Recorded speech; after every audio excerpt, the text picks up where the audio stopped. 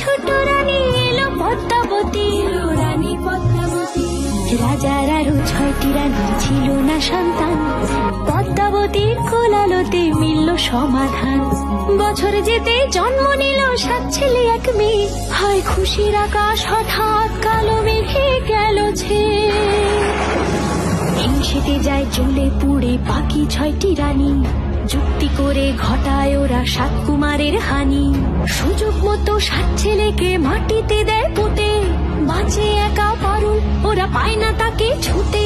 ধাইমা বাঁচায় সেই মেয়েকে বড় করে তোলে, 7 ভাইকে পায় যে পারুল 7টে চাপা ফুলে।